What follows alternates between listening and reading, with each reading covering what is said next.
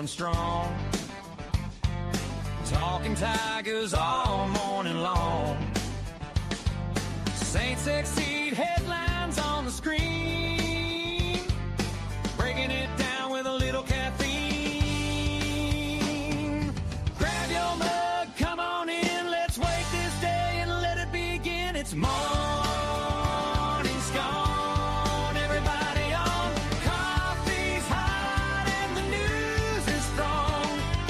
Purple, gold, black and gold. Stories waiting to be told from Baton Rouge to New Orleans. Talking sports and everything between. Wake up, smile, let's get it on. Start your day with morning scone.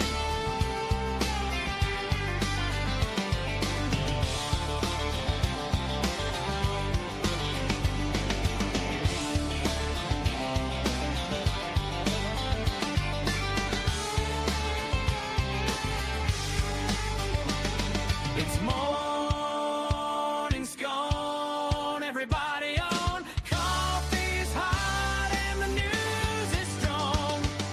Purple, gold, black and gold. Stories waiting to be told from Baton Rouge to New Orleans.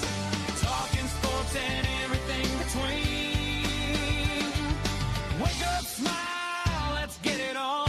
Start your day with morning scone. Where the coffee's hot, the takes are hotter.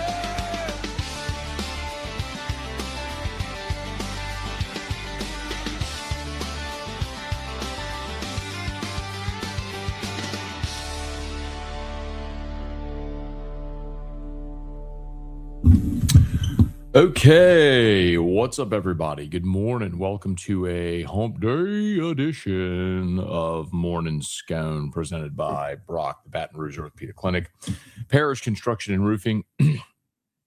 If you need an orthopedist, go to Brock and Roof, call Parrish. Unique physique, unique aesthetics and wellness, Restored Motions, restoredmotions.com. Boatcock Brothers Premium Cigars, code MAT15, MAT15, MAT15, 15% off your order. And FMOL Health, Our Lady of the Lake Championship Health Partner of LSU Athletics. Okay, good morning, everybody. Probably saw the big news yesterday. It happened as we were going off the air on AFR that the SEC released their statement that they are, to summarize, basically, if you ever played a pro sport, you can't come back to college. No context needed. No one's welcome. And that's still only kind of part of the story.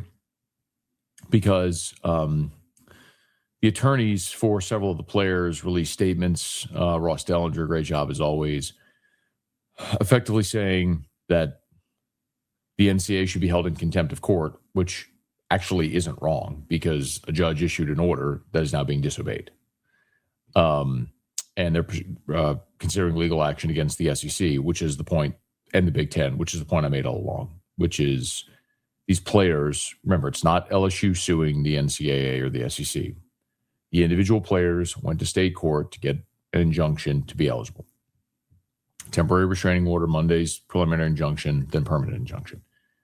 The players went to court to sue to get eligible. They sue the NCAA. If you followed along with Locked On or AFR yesterday, I told you I got the TRO, Section 5 of the TRO. The verbiage in that would seem to include conferences. And so now the question is, are these players going to go sue the conferences? And the answer is maybe, probably, maybe unavoidably, because some of these players have no other avenue or recourse. Like if you're Dae'Quan Wright and you just ticked off the Cleveland Browns, you really don't have a path back to the NFL because the NFL doesn't need Dae'Quan Wright. So his best opportunity is to find a way to play at LSU. And so how do you do that? Well, go to court, get an injunction against the SEC and their rule. It's probably what's going to happen. leadership of the Southeastern Conference continue. They had 2-day meetings. It was already planned. These meetings were in Birmingham, were already planned. The presidents, chancellors, and the leadership of the conference. But they were supposed to be talking about self-governance. Like what it would look like if the SEC broke away and governed itself instead of being governed by the NCAA.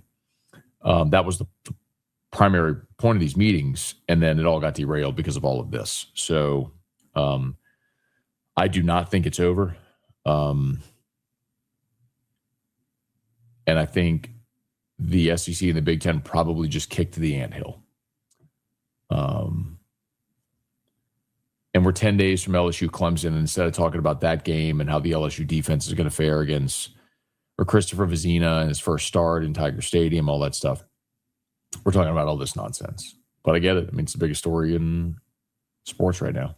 So, okay, please smash the like button, subscribe to the channel. Facebook, like the page, share the post, podcast, subscribe in your favorite podcast app, rate us, leave a review. Saints have a workout tonight at Ullman. I love that when they do the night practice there on Tulane's campus, open to the fans at Ullman Stadium. So hopefully they stay healthy in this practice and get through the final preseason game and just get ready for the opener. And then Skip's memorial last night was awesome. All the different eras of LSU baseball coming together. And I do want to shout out my friends at Bocock. So I got a text during AFR yesterday. This is why I deal with good people, by the way. So I got a text yesterday during AFR from Lloyd Peaver. Remember Lloyd Peaver, who pitched at LSU and just recently was elected to the College Baseball Hall of Fame. So Lloyd texted me during the show. He said, hey, I don't know if you can help with this, but all of the former baseball players are going back to the box after the celebration of life. And we're going to tell stories, and, it's going to be open bar. And he's like, I brought some cigars, but do you think, your Bocock guys would be able to help? So where like all of the former players can maybe have a cigar, we could light up a cigar for Skip. I was like, I was on air.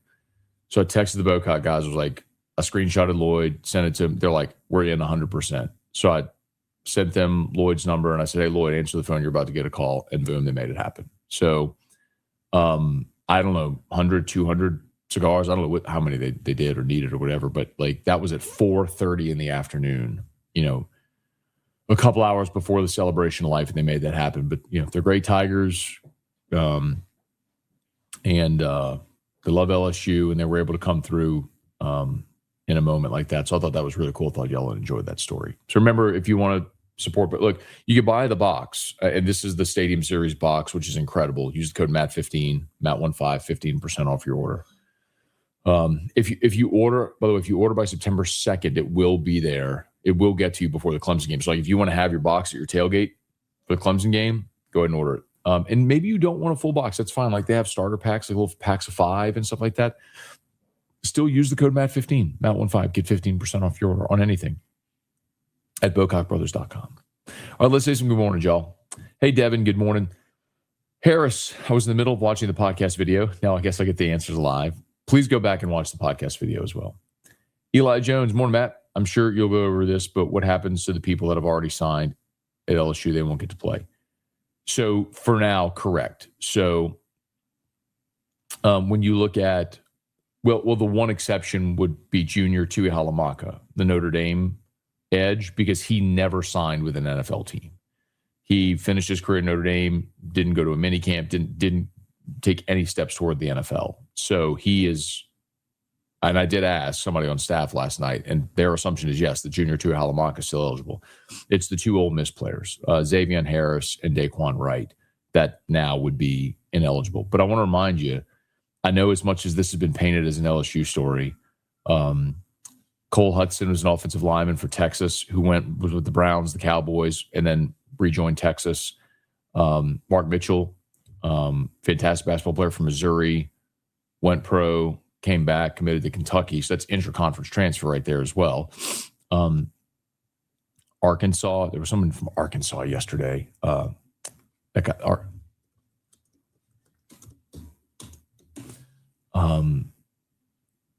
it was Brylan Green, Liberty transfer defensive back. He was also part of the Louisiana TRO. So Arkansas had a player there as well. So, I mean, it was, you could paint it like it's just LSU, but this was not just LSU, which tells you why the 16-0 vote of the presidents and chancellors is a farce. The SEC just always wants publicly to have a unified front. And so when it's always say whatever you want behind closed doors. When the doors open and we're public, we're unified. And so LSU is far from the lone dissenting vote. We'll put it to you that way. Hey, Thomas, good morning. Rooney, good morning. Steven, good morning. Lane's more focused, relaxed, and not on the spectrum when he's on McAfee. Could it be that McAfee's not a journalist or admiral? I have no idea. I think he is comfortable around Pat. Hey, Brian, good morning from Kansas City. Okay, Kansas City, Kansas. My sister lives. Well, she lives in Olathe, which is right there, a suburb of Kansas City, Kansas. I think if they sue the SEC will lose. Maybe so. Tiger Poppy, good morning. Christian, do you think the NCAA is secretly wanting this to happen to save college sports will act? So, Christian, I mean, I've said that on multiple platforms. I tweeted it. Yes, I do. I think they were warned about the chaos. I think of not granting the waiver. They knew it was inevitable lawsuits would come. I mean, I knew it. We talked about it here. So, of course, they did. And I think they wanted this to create chaos, to force Congress into passing the Protect College Sports Act. Remember the SEC statement 2 nights ago? The last line in that statement 2 nights ago was pressing Congress to pass the Protect College Sports Act. So I think that has been the objective, yes. I think my 2 big takeaways, that's one, is the push to, I think the NCAA certainly wanted this chaos to push Congress to act, to pass the Protect College Sports Act. And number 2, we're just having the conversation about self-governance. And when you think about it, no one obeyed the NCAA. But as soon as the conferences spoke up, now everyone seemingly is falling in line. I think that speaks to the fact that self-governance would feel like an inevitability. Hey, Cody, good morning. Does the SEC's decision mean all of this is over? No, it doesn't. And I would direct you to my Locked On LSU episode that I published last night. I will read briefly for you here. So Ross Dellinger spoke shortly after the announcement to 2 attorneys. One is Ryan Downtown, one of the attorneys representing the Louisiana case, right? The players in the Louisiana case. Said the NCAA, I'm reading, the NCAA should be held in contempt of court for permitting conferences under its purview to blatantly violate court orders, and plans to file such a motion. Separately, Downtown says attorneys are considering the appropriate legal response to hold the Big Ten and SEC accountable for their cartel-like coordination with the NCAA. It is clear the attorneys are poised to file legal challenges against the 2 conferences. So, no, I don't think this is over. I mean, that's not even my opinion. The attorneys for the players are telling you they plan to file legal challenges to the conferences. Hey, Michael, good morning. Jeremy, the difference in current college football and 5 years ago feels like the difference between 1950 and 2000 college football. Hey, Steven, why is Wade poking the beehive? Just overpay and stay in his lane. Hey, Abner, good morning. Hey, Dad, good morning. Happy hump day. Jacob, good morning, Matt. Well, it was only a matter of time before they started banning the players. But do they...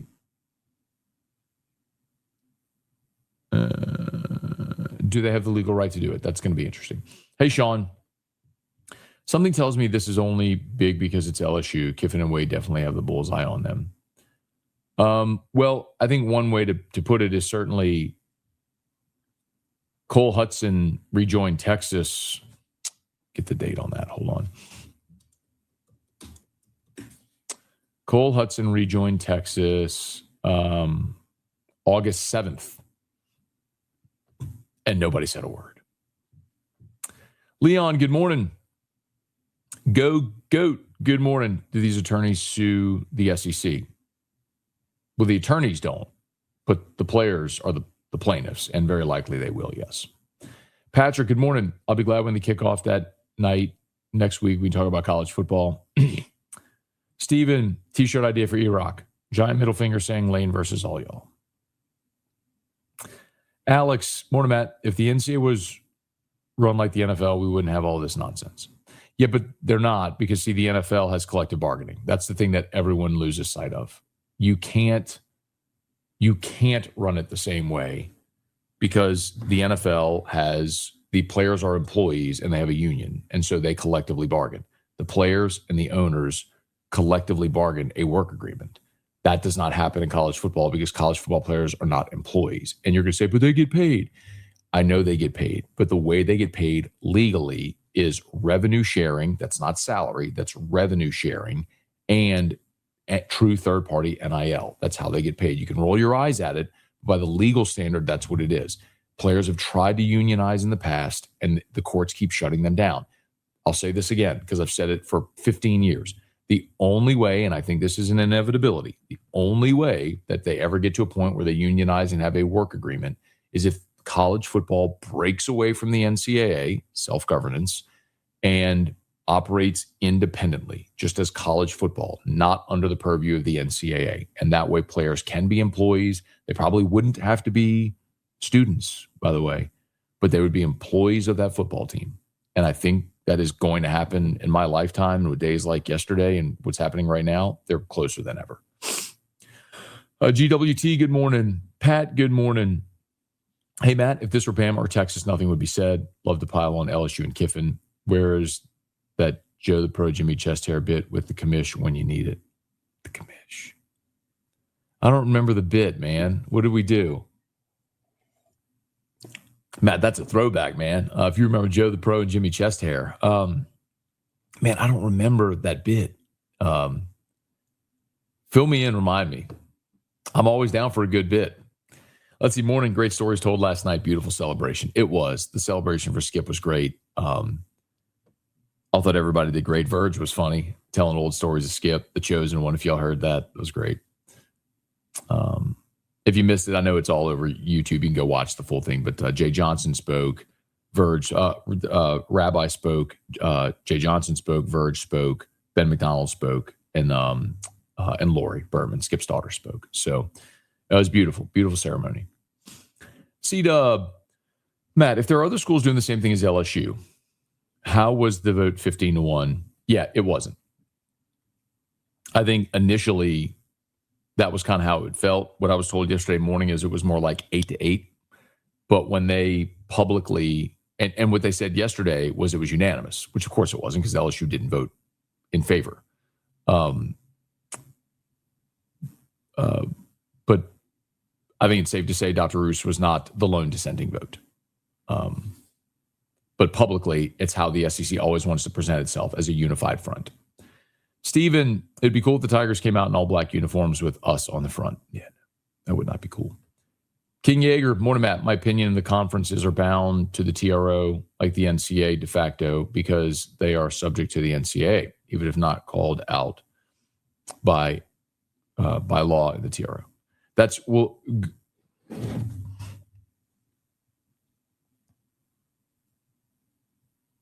I'll read it for you.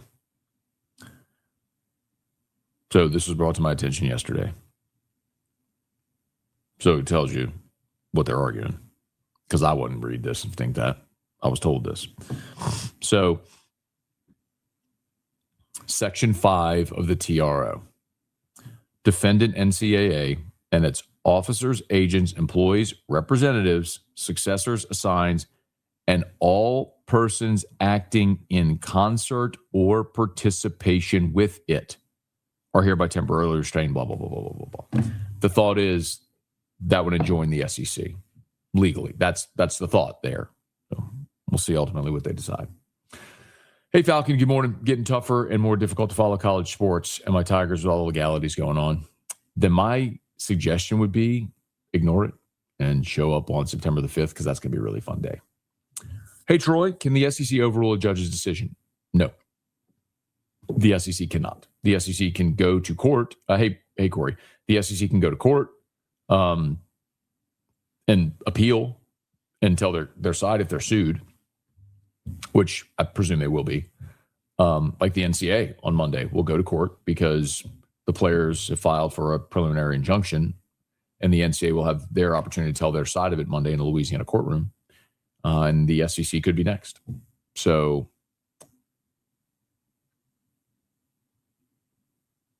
but if a United States of America court of law, like our justice system, makes a ruling, the NCAA nor the SEC override the United States of America's justice system. Parish Construction and Roofing. At Parish, we've got you covered. From the top of your roof, all the way down. Parish Construction and Roofing. Parish built. Parish built. Parish built. From your hometown. ParishBuilt.com. Okay, Parish Construction and Roofing. Remember, if you need an orthopedist, you go to Brock. You need a roof, you call the winner of the best roofing company in the best of Baton Rouge, Parish Construction and Roofing, and our partner, Drew Brees. Unique physique, unique aesthetics and wellness. They got the GLP-1s. Unique aesthetics and wellness has all your laser treatments, Botox, Brotox, lowest prices, never any contracts. Restored Motions, restoredmotions.com. Book a session with Crystal Poche, y'all. Get yourself right. If you're in pain, don't live in pain. Book a session with Crystal Poche at Restored Motions. Bocock Brothers Premium Cigars.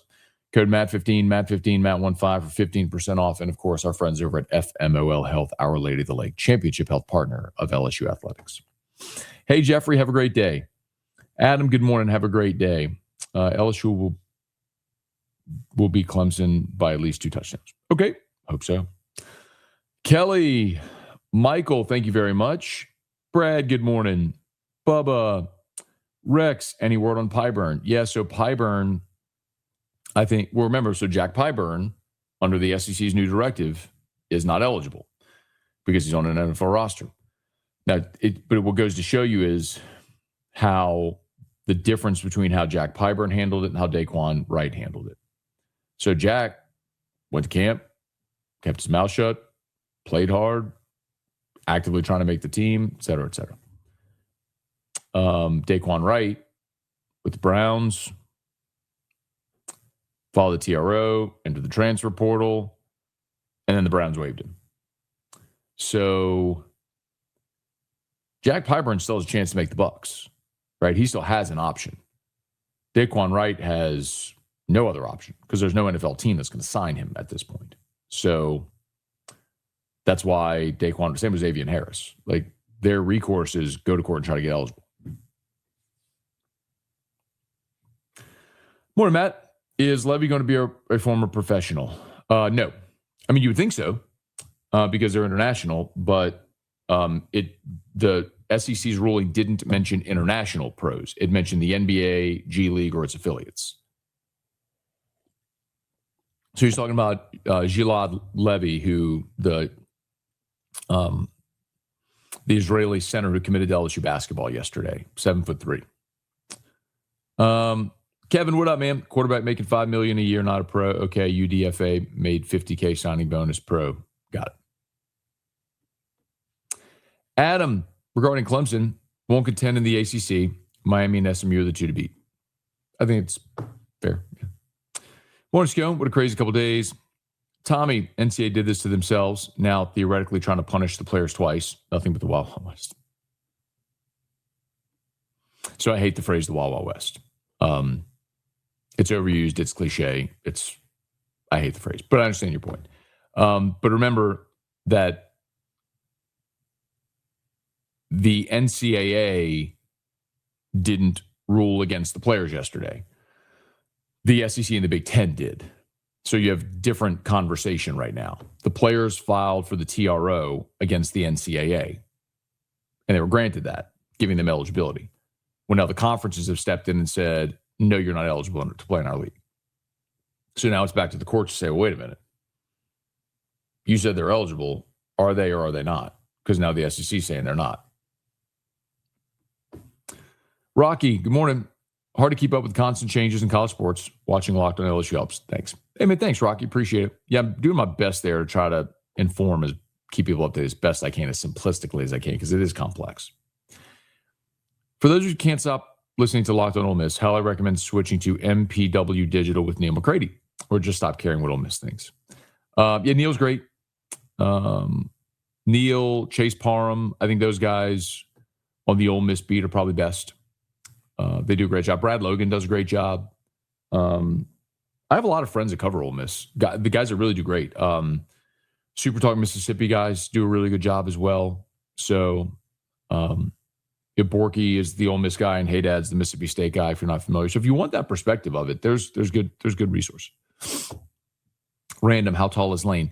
I think Lane's 6'3", maybe 6'4". Remember, he played quarterback at Fresno. I mean, Lane's a big guy. Let's see. What did that him listed? Them 6'3". David, good morning. Hey, Patrick, good morning from NYC. Happy to see you feeling better. Thanks, man. I am doing well. On the mend, on the up and up. Almost back to 100%, man. Thank you. Hey, Craig. Booted to the sip. Good morning. Q, what up? Will equipment managers get extra years if we get a TR? Q was a baseball equipment manager around the Terrio era. So maybe so, man. Go get it. Why not? Hey, Phil. Pammy Whammy, good morning. Alan, morning, Matt. Do you think the defensive line has a chance to be really good?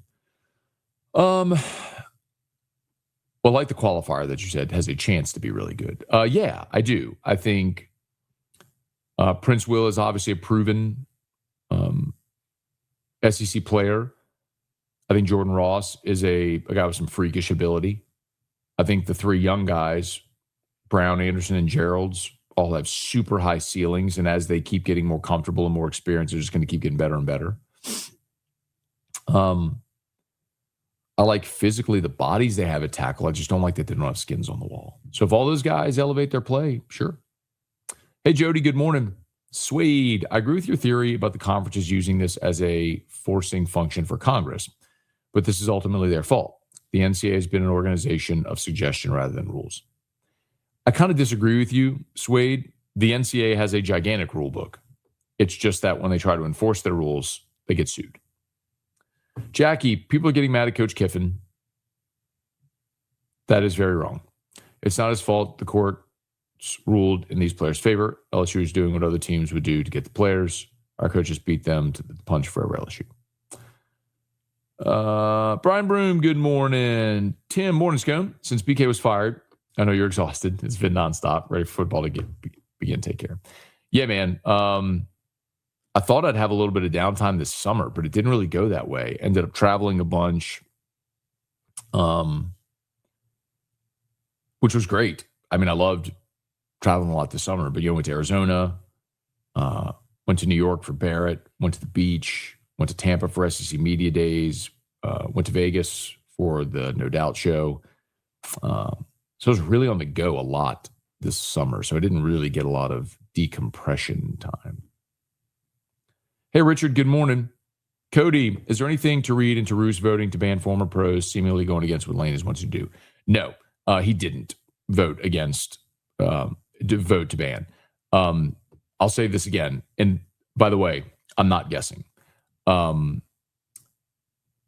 The SEC always wants a unified front. I said this a bit ago, so you might have heard it, but their approach is always internally, behind closed doors, say what you got to say. But when we open the doors and go publicly, we're going to be unified. Remember when Texas and Oklahoma came into the league? It was like A&M put out some statements that were like against it. And behind closed doors, they got hand slapped. And then when the SEC leadership and membership had to vote to accept Texas and Oklahoma, it was unanimous. Why? That's the SEC's approach always. Say what you got to say behind closed doors. But when we go publicly, we're going to be unified. So I will tell you unequivocally that LSU vis-a-vis Dr. Roos did not vote to ban these players. And LSU was not alone But when they go publicly, that's how they approach it. That's how they're always going to present it. Tony, good morning. Patrick, love the Bocock Brothers story. That was really cool of them to do. Hey, Swee. Matt, big time love to you. Thank you. Well, LSU get punished because they sign players from the NFL. No. Now, if they play them without them being eligible, then yes. But again, I still suspect, based on what the attorneys told Ross Dellinger last night, that the players involved in that TRO are going to continue pursuing legal action to try to become eligible. And from LSU's perspective, this is probably the thing for you to know. What I was told yesterday, speaking to folks at LSU, is they are going, and Lane alluded to this in the McAfee interview, they are going to follow the court's ruling. Whatever the court says, that's what they'll follow. If the courts deem these players eligible, they're going to play the players. If the courts say the players are ineligible, they are not going to play the players. Like that's ultimately, so that's ultimate. I would say don't necessarily listen to what the SEC says or the NCAA to know what LSU is going to do. Listen to the courts. So if a judge on Monday rules these players eligible and they get their preliminary injunction, LSU, Lane told you yesterday, like you don't get to pick and choose which court orders you follow. So, like, if you remember nothing else, remember that. LSU is going to follow court orders. That's what they're going to do. Hey, William. Adam, do you have a favorite Dolly Parton song? Jolene. Not a country guy at all, but rip to Dolly. Can LSU be punished after the players sue the conference? Not if they win. I got to go. Daniel, good morning. You keep raving about Kalaj Cobbins in the past. What's up with him? Has he not developed? When we used to get to watch full practices last year, and we'd watch those one-on-one pass rush drills, he's so athletic. He's just an undersized edge. And maybe in Baker's defense, they've just found bigger, more experienced guys. But I think Kalaj Cobbins, if he got on the field, would make an impact because he is an athletic dude coming off the edge. Undeniable. Okay, I got to go, y'all. Please smash the like button, subscribe to the channel, Facebook, like the page, share the post. My apologies if I missed you. All of our sponsors linked in the description on YouTube, tagged on Facebook, and podcast as well. Please, if you want more of this conversation, last night I recorded a Locked on LSU episode that'll give you sort of a comprehensive view of all of this. So please go check out Locked on LSU podcast or YouTube. Okay, we'll see you for AFR 3. Y'all have an awesome day.